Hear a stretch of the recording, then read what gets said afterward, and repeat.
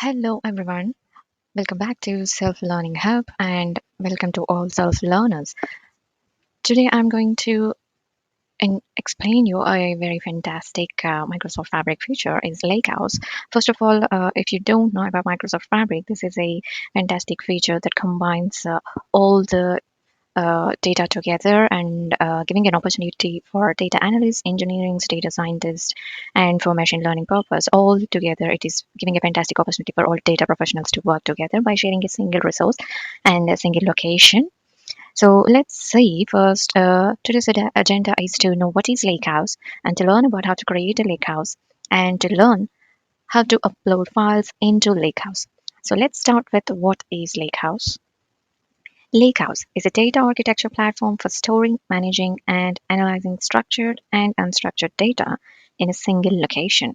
In simple terms, I can tell you this is a combination of data lake and data warehouse together and forming a beautiful lake house for us.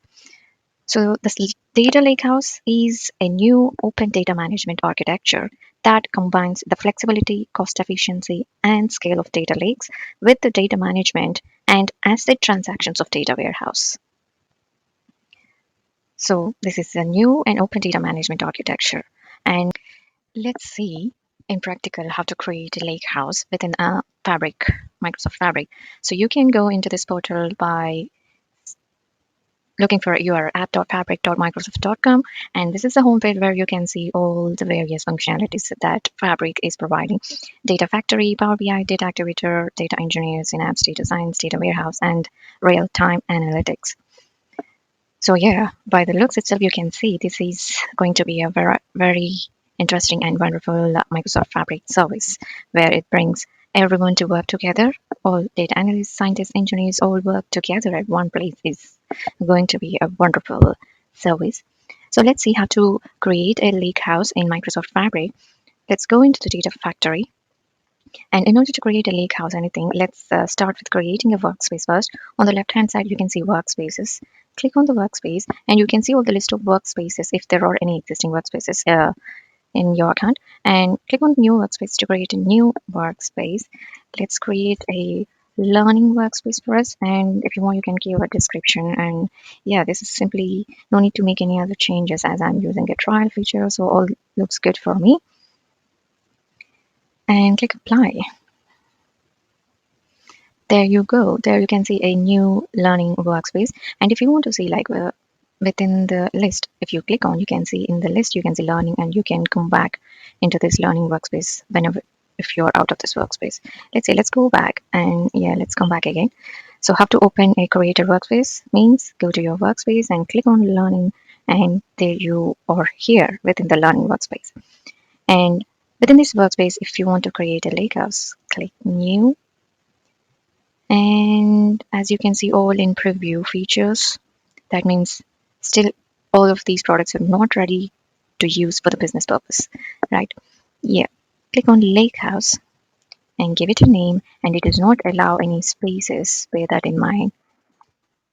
Create my Lakehouse. It created and opened my Lakehouse directly, but I want to show you.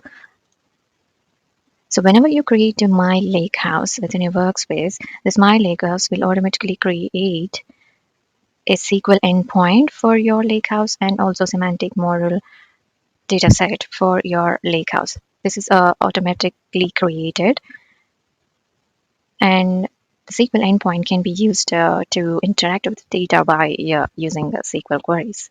And this is a semantic model where you can create a data sets within the lakehouse and by using a semantic model, and that it creates a data set for you. So for that, these SQL endpoint and semantic models are automatically created within whenever you create a lakehouse. For each lakehouse, it creates a SQL endpoint and semantic model.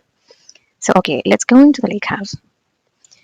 Here you can see there are two folders already existed. One is for tables and files. This is automatically created by Microsoft Fabric. And yeah, let's click and see. As there is no tables or no files, it's empty. Let's start uploading a file. Click on the three dots, go to upload, and click on upload files. And here you can browse by clicking on the folder.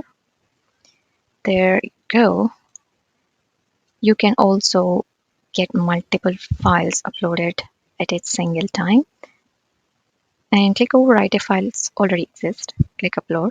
There you can see my two files are uploading, and we can also see the status. Yes, both of my files were uploaded successfully. Let's close this. There you go. You can directly see what all those two files. If you want to see like the list of files, if you are in a different space and if you want to come back and to see, just click on the files and it will show you what all the files are existed within this. And yeah, if you want to see the data within the file, you can click on the file and it will show you this is a CSV file. So yeah, I don't want this. Okay, yeah, this is how you can upload files into Lakehouse. Hope you learned something new, and thank you.